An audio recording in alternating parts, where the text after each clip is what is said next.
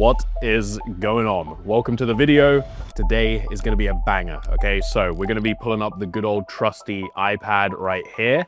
And inside of this, we'll be going over, as you can see, the Batman effect. So this is something that I have like meticulously crafted out across years of being in high ticket sales, coaching fucking thousands of reps, running some of the biggest names in the space, and obviously closing a shit ton of money myself as well.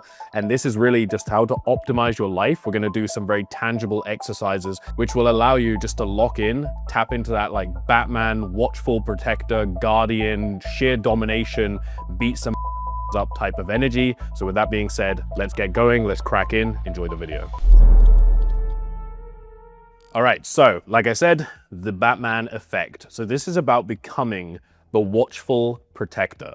And I will explain because this has so many levels to it and so many layers that will allow you to be dialed in like a dog, make a shit ton of money, actually care about other people around you, and basically be that person that has their shit together for everyone that is relying on you, okay? So classic saying, go to Amazon, buy a fucking seatbelt, strap that bitch into the chair because we are diving in. So I am sure that you have seen this shit a little bit, and I saw this shit, especially when I first got into sales, right? Some closers who just like immediately, like they're brand new to the industry, they're super strong, right? Like almost unfairly strong, right? Like they set the frame perfectly, they're just so casual, they're so chill, everyone loves them, they got like this magnetic energy, they pre-handle objections before it's ever even almost come into the prospect's brain, let alone their mouth, and they're just slinging deals left, right, and center.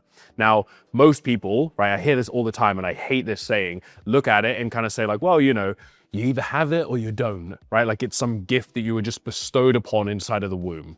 That's really not true and not something I believe in whatsoever. I believe there's levels to the game, right? There's massive levels to the game, right? You should always be growing, always be striving to learn more. And that's something I still do to this day.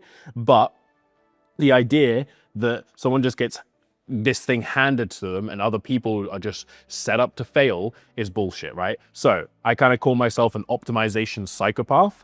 And I went down a deep fucking rabbit hole, probably across years at this stage, to figure out like, what do these guys have that everyone else hasn't? And I'm gonna run you through all of it, right? Everything that I've pulled across years of doing this shit, right? Now, the concept is called the Batman effect. And by the end of this video, not to be Mr. Like, by the end of this video, you'll have the framework, but you will, okay? You are gonna have your own unique version of it though. So it's not just like, hey, like copy like some shit that worked for me. We're gonna build your own unique version, and all of it will have been backed by science so you know why it works. So let's get cracking, motherfuckers. What this actually is, right? Because if you hear Batman effect, you kind of think of the movie, right? Naturally. This has not really too much to do with the movie, but everything to do with the character itself, right? So Bruce Wayne is just a guy, and that's really the appeal of Bruce Wayne, right?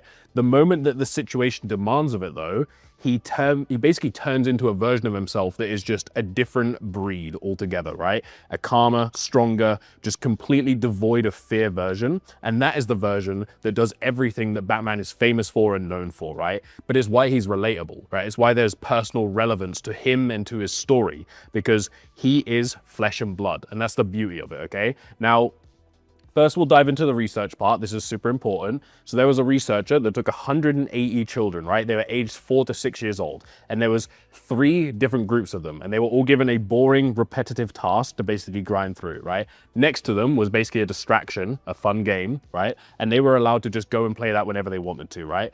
They were split into 3 groups. The first one basically asks themselves, am I working hard?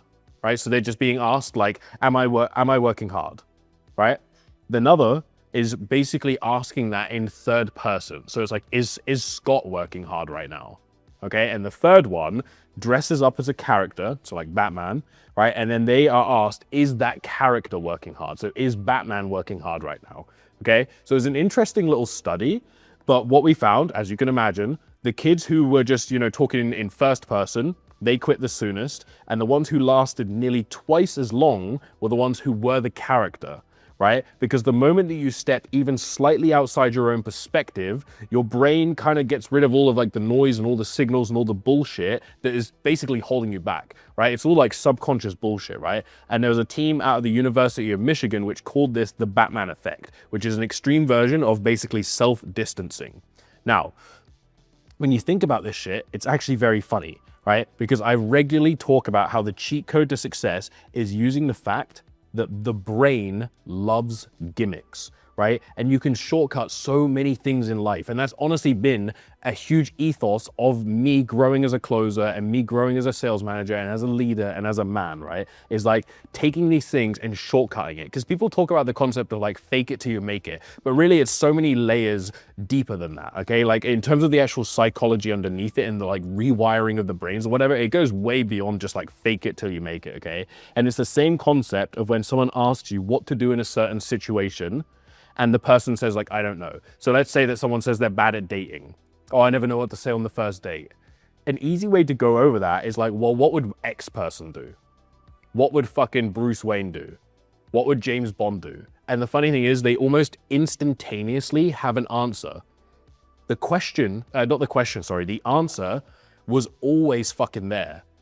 But they were like basically putting themselves in a cage and locking that answer up. It was always there though. They just had to look at it through the lens of someone else, through a character, okay? And the highest performers in the world that we all look up to have been doing this same shit their entire career. They just didn't necessarily call it the Batman effect, right? So if you look at Kobe, he had the Mamba, right? He called himself Mamba.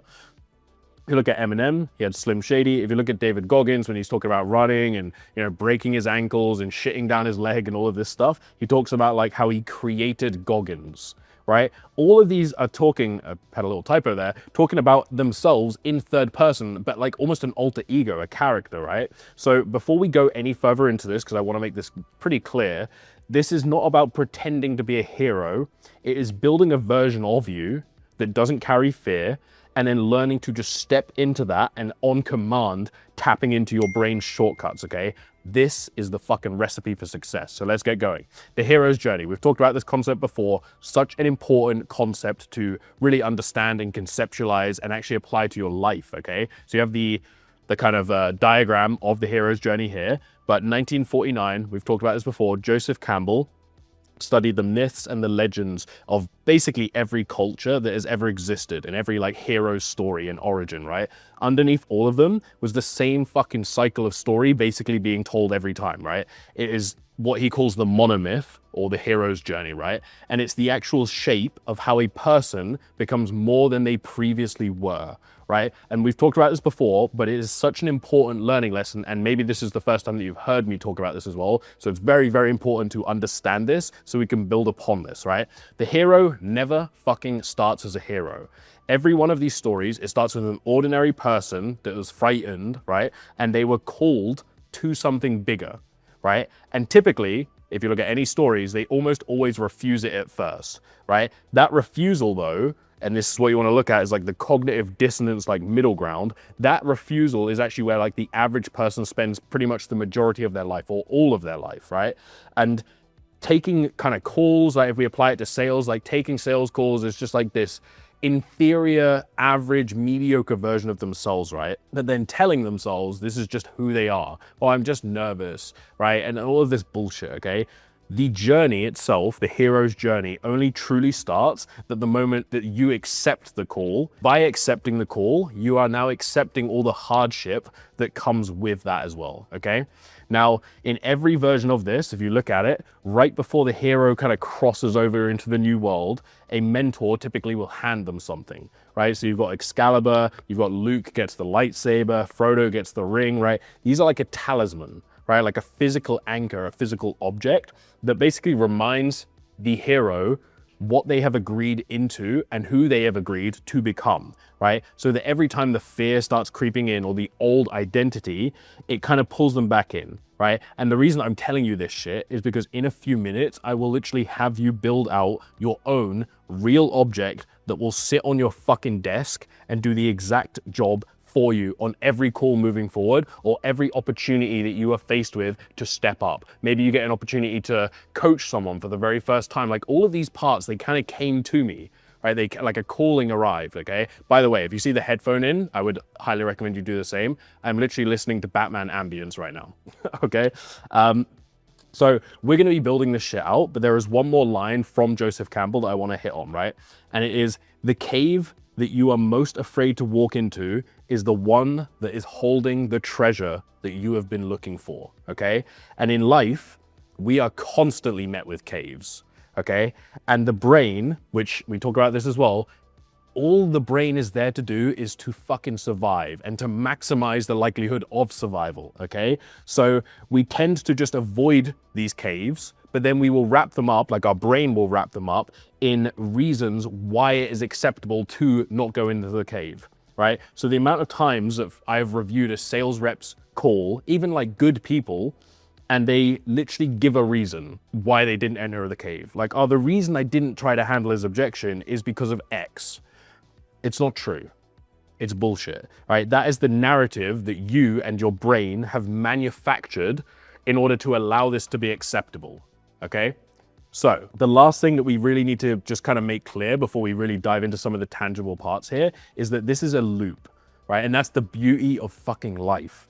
The hero crosses over, they get tested, they come back as a changed individual, they quantum leaped to the next version of their identity, and then the next challenge starts all over again, and the whole cycle begins again, right?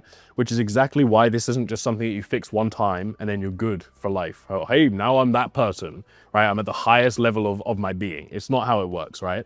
But this is the beauty of life, because as you go through these loops, you get better at handling these loops, and then you even begin to enjoy the loops because you know every fucking time that you go through one of these trials and tribulations and challenges and come out on the other side successful, you are redefined and you are stronger, okay? Now, if we look at William James, big psychology dude, it explains about kind of the second self, right? And it's that we don't act according to how we feel according to how we act. And he said, act as if you are the man you want to be, and then the feeling will follow, right? And most people basically have it backwards, right? They will sit around basically just hoping that they get better or they get more confident, and they're essentially waiting forever. Or they maybe slightly grow, but there's never like a big leap. There's never like a noticeable change. And this is something that I've observed in coaching people. Sometimes I'm coaching people, and in theory, I'm giving them the same level of intensity and intention and like stuff for them to work through.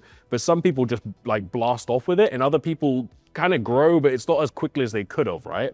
And the whole goal here is that you basically flip it. You don't summon the feeling first, you step into the behavior, and the certainty arrives because the behavior demands it.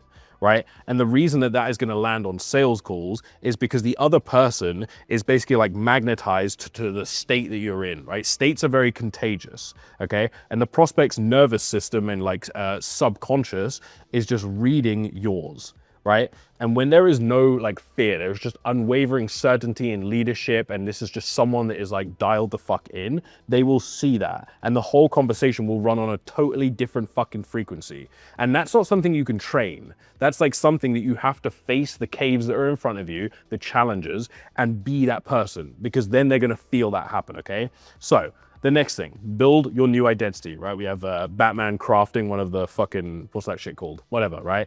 The Batarang or whatever, right? So the first thing to get straight is that you're not inventing anyone here, right? The calm, certain, like unbothered, just like perfect framed version of yourself, it already exists.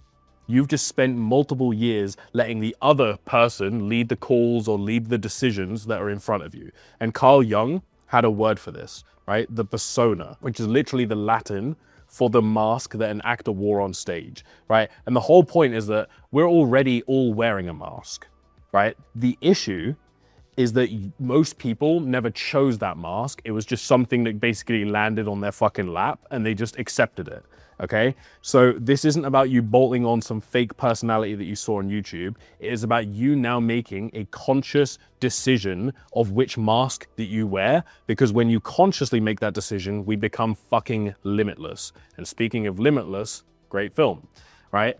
So the way that you build him is you pull him out of real people. I think that reference points can be one of the strongest things that we do, truly. And we'll talk about lifestyle design. This is actually something that I touched on really, really hard in my community. But lifestyle design and having reference points of areas of life that you would want to emulate are such a powerful way for us to get there quicker, right? So I want you to look at people that embody the characteristics of certain areas, right? So the conviction of the most like certain closer that you've ever watched, right? Someone that's just like bulletproof, so much conviction, right? The calmness off of, let's say there's a closer on your team who just never gets rattled by anyone, right? Or the authority off of like a mentor or a leader that you look up to, right? And if you can stack all of it into one version until it feels like basically someone that you can like take all those core characteristics and attributes and step into it, you then write that shit down. One page, who he is and what he believes, right? Because there are like actors who do this best, like Daniel Day-Lewis, where if you stay in a character for months at a time, the immersion is the entire thing. And after enough of it, the mask stops being a mask and it just becomes your new face, like the new default operating system, okay? But before any of that, you need to name this new version of yourself, right? There should be a different name for this like limitless 2.0 version of you, right? Because names are really, really fucking powerful. And it's the fastest and easiest way to immediately just anchor into that like alter ego, okay? So this is where it gets tangible, right? A decision in your head will not survive a hard call where you get pressed and someone's challenging the shit out of you. You have to give your brain physical evidence of who is in the seat, right? We talk about heuristics in a previous video. I talk about it a lot in the community. That is the gateway. That's a cheat code that you can use for your brain, right? So we are now going to build a few talismans in a way that you can anchor into to become the highest version of yourself and live this fucking Batman life, okay? So the first one, by the way, shout out to Yelson inside of my community. This is literally his setup. And if we look in here, I don't know if I can zoom in. Yes, we can. He has got a golden nameplate that says the Growth Architect. It's dope. I fucking love this, okay? And this is an activity that we went through, right? So I need you to go and get a heavy engraved golden nameplate, right, that like a high level executive would have, right, and have your operator's name carved into it, right? So this is something I've done with Jonathan, which is a guy on one of my teams, and he has one that says like the Guardian, right? So he's like this like leader. He's like the Watchful Protector. He's like the guardian of these leads, okay? Like truly caring for them and making sure that they don't have their rationalizations hold them back from the true life that they could live, okay?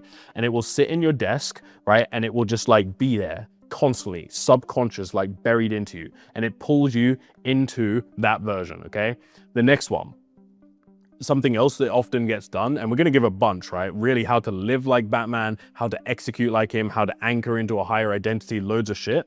But if you look at a lot of people, they all have a signature object. And it's kind of crazy. I used to do this shit a lot without even realizing it, right? So if you look at Johnny Mao, for example, he's always like spinning a pen and shit, right? He's always playing with a pen. That's kind of like his signature object. Probably when he's doing that, he's almost like embodying this like closer version of himself, right? But it might be a specific watch, a ring, a pen, right? That you only ever use when you're on a sales call. You've got this like elegant fucking notepad. Like there's all these little cheat code things that you can do that feel super gimmicky, but they actually crush, right? If you look at fighters, they have like their walkout kind of music. If you look at athletes, they have certain things that they do, right? And you're doing the same thing. Something else that you can do as well is a smell. This is something I used to do a lot, okay? And I think we talk about this right here, right? So we talked about this in one, which is the Boom Boom Sticks. That's a Jordan Belfort thing. He used to anchor himself to this scent because scents are so strong. Scents are such an easy way to immediately recalibrate your emotional state to a certain thing, okay? And I used to wear a certain like cologne for all of my sales calls. I was thinking about this whilst building out this training. I was like, I actually used to wear, I would like, because I think if you just rock up on a sales call with your hood up and you don't give a shit, like, it bleeds out onto the sales call. So like every time I would start calls for the day, I'd have a shower, I'd get my shit looking good, right? And I'd spray cologne and I'd make an effort, even though I'm just jumping onto a Zoom call, right? But I realized that was like part of like the ritual. It was like part of me stepping into this energetic like frequency of like, boom, time to go close some fucking deals, okay? So do this stuff, right? Because you'll notice that this becomes an anchor, okay? Now, then we need to flip it like a switch, right? So this is the part you actually run on the call itself, right? Because most people they're trying to like flip it mid-call almost, like something like someone with a hard frame shows up and they're kind of shitting themselves, right? Like you need to ensure that you flip it before you ever fucking jump on the call, okay? So the mechanism, and once you get this, you'll never ask yourself like a weak question again, right? If we look at the brain, it cannot ignore a question, right? It's compulsive about questions, right? So the moment that a question gets asked, it essentially almost drops everything else that's going on and it goes hunting for the answer, right? And the real power wasn't in the hunt, it was in the presupposition, right? Because every single question smuggles in an assumption that your brain has to accept as a truth before it can even begin to look, right? So if I ask you, right, whoever you are watching this video right now, if I ask you, why are you so calm right now? You don't really get to sit there and debate whether you're actually calm. Your brain will actually kind of just go off and accept and try and find reasons to back that evidence, okay? And this is like really important stuff, right? Because this is going to apply for you. It's also going to apply for your prospects a lot of the time as well, okay? So a question like, what would the best version of me do is actually really weak. And I think that's what a lot of the time we kind of ask, right? When we're journaling or when we're thinking about these things like, well, what would the best version of me do right now, right? It keeps this version at arm's length, right? It's very hypothetical, right? Your brain answers it from exactly where you're already standing, right? The way you actually need to do this is the assumption, because the assumption does the heavy lifting for you. So you ask like, why am I the most certain person on this call? Or why does closing feel so easy to me? Or what is it about me that's getting this guy to just trust me this fucking fast? And your brain isn't gonna argue with the premise. It's just gonna go to work to actually prove that, right? And that's where we actually just step into that, okay? And this is a part that is just, I love this, it's super exciting, because in your brain, you have the reticular activating system, right? And that's basically to filter reality and then show you only what it's been instructed to look for, right? And a presupposed question is how you reprogram what it hunts for, right? So Tony Robbins has built his entire life's work on this one idea. I'm sure you've heard this many, many times. It's the quality of your life comes down to the quality of the questions that you habitually ask yourself, right? And again, I'm sure you've seen this and maybe you've experienced this yourself.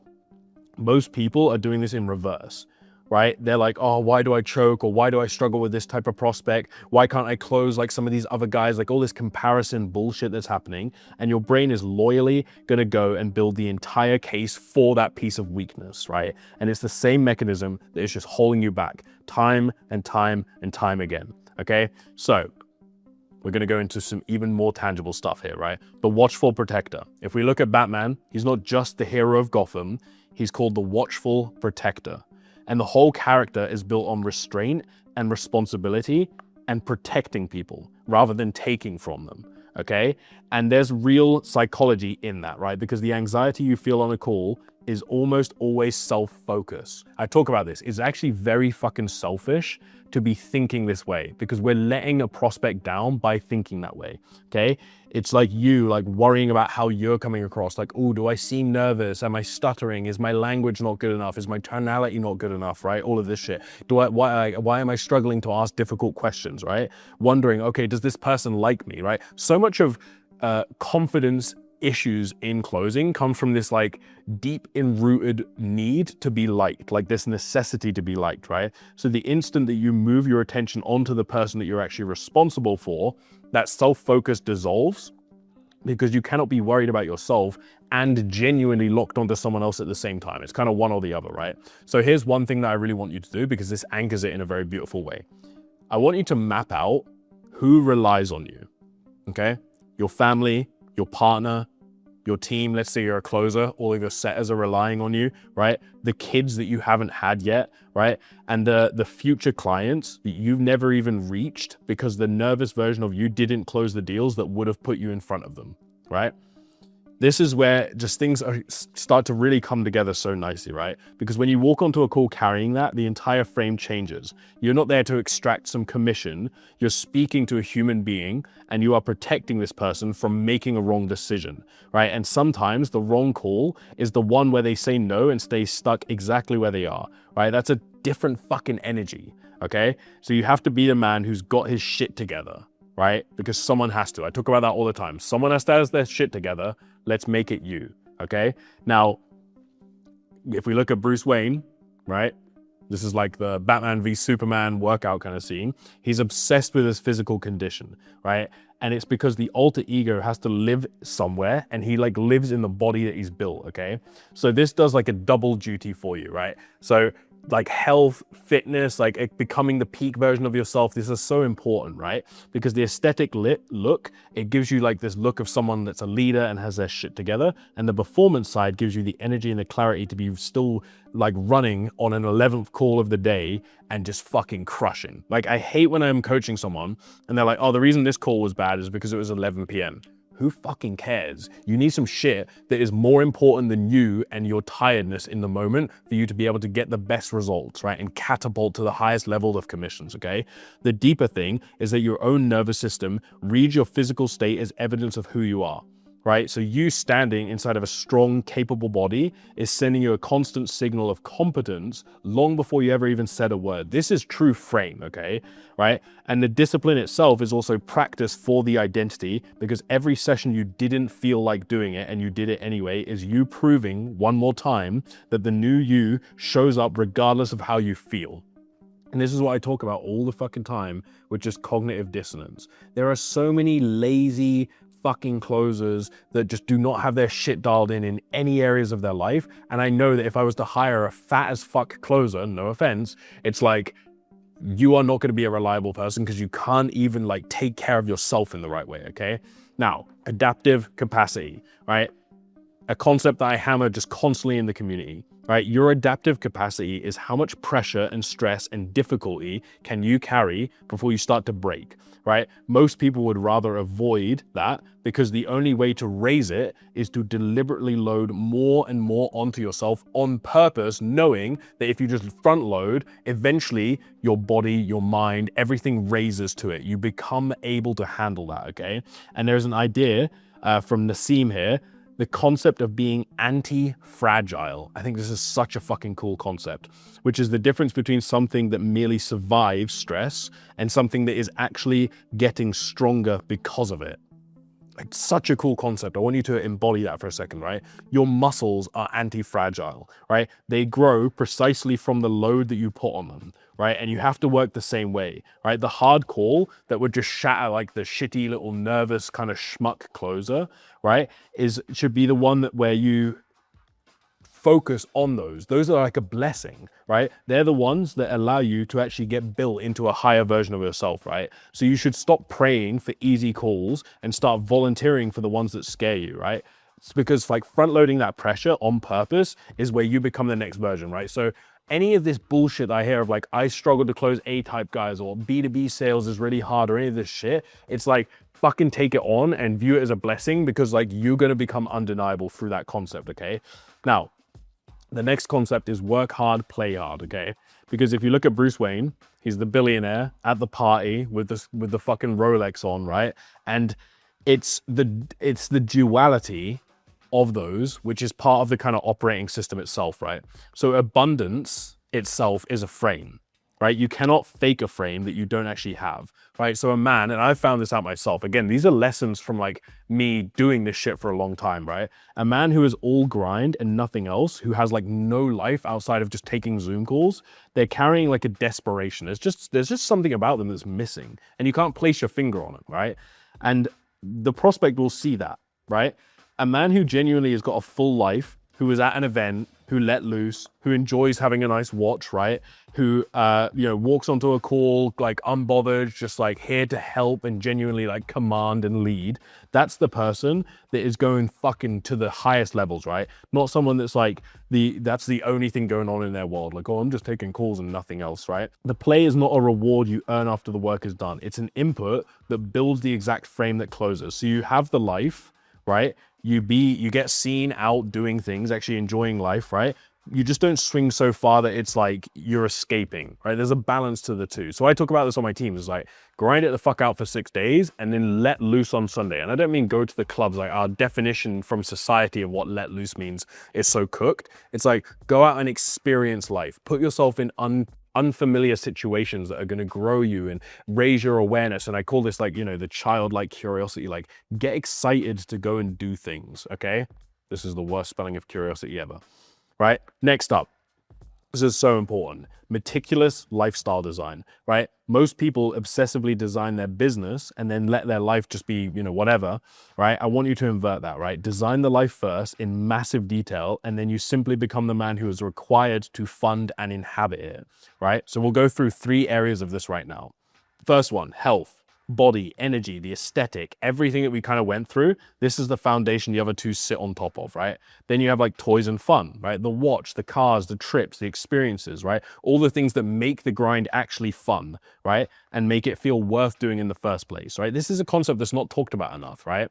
Next up is contribution. These are 3 like massive ones, right? This is a huge one. It's an overarching one, right? This is what you give, who you protect, the mark that you leave behind. And this is the pillar that gives the other 2 their meaning, right? Health and toys and all this stuff is nothing if we're not like serving, right? So like these 3 concepts, I want you to actually look and design a life of that. Like what do you want your health to look like? How much do you want to weigh? What do you want to look like, right? Who is a reference point that you could look up to in that, right? Because that, again, is a really easy way to kind of conceptualize this. Toys and fun. What's something that excites you? What car do you want? What fucking watch do you want? What experiences do you want to do, right? And then contribution, it's like, what could you do for the people that are relying on you? Or how could you set like a mission of something that's greater than yourself, right? Like I meticulously designed this. So like, to give you an example here, like one of my goals is to have 75 people inside of my community hit 20K a month, right? Like that's one of my goals. Like that contribution, it pours into so many areas because it means that I need to be showing up at the highest level on my coaching calls. It means I need to constantly add more modules into the community. It means I need to be private messaging people, right? Like offering one-to-ones when they need to. Like I don't have to. It's actually a low ticket community I'm running. I definitely don't have to do it. But if I can see that that will help them get to that level of my contribution goal, then I will go and do so. But if you don't have clarity on the thing, then it's not going to happen in the first place, okay? Now, I done a full training, which was actually 6 different points, but these are 3 of them. So I want you to get like hyper aware on what these things are so that you can actually start to kind of reverse engineer and design this ideal life, okay? If you want to join the community, get the fuck in there, okay? Now, how to make this work, right? Because most people, I'm not even going to read this. Most people just spend like 2 weeks kind of doing this stuff. They buy their nameplate, they're excited by it. They're kind of like, oh yeah, this makes a ton of sense. They do these little things and then they kind of give up and they just revert back to basically comfortability, right? And comfortability is the breeding ground for mediocrity, if you know that objection handling reframe, right? So you need to actually be this person consistently, and that's why we create the anchors, so you can constantly step into this, because eventually it does just become you, but you've got to go past this kind of breaking point. You've got to keep doing it until it just becomes natural for you, okay? Now, the key of this, transcend.info, you can be perfectly dialed in mentally and still watch your calls die in the same spots over and over again, right? And that is almost always because the sales process itself is broken from the very first minute, right? So don't be a fucking moron. Go invest into yourself, learn from people that are further ahead, absorb their wisdom, and fucking leap your way to the next level, right? Whether that is with me, whether that is someone else, I don't care. The primary catalyst of a lot of my growth came from the investments I made, coupled with tons and tons of optimization, like some of the things that we went through today, okay? So I want you to find this holistic balance of how to live like Batman, fucking sheer world domination, whilst contributing to other people and having this fun life as well that you actually enjoy and you don't hate, because I've been there and I've worked with clients that I hated working with and I hated every fucking minute of my life, and I pull away from them now. Right? And now I'm in this like free-flowing balance of like living like Bruce Wayne, closing like Batman, fucking looking after the people that are around me, designed my fucking life, right? So I have like these 6 points of lifestyle design that I've done where I'm like so hyper granular of like how much weight I want to fucking have specifically. What are the lifts that I want to have in the gym, right? What's the exact car that I want to go and buy, right? Like all these things are like down to the finest detail so that I can just boom. This is me. Like this is the next stage of me, and I can just go and like tick box them off. And whilst I'm doing it, I'm living this like free flowing life that is like beautiful. Okay. So with that being said, subscribe, like, thank the universe for blessing you with my video. Go crush the day. I will catch you in the next one. Peace and love.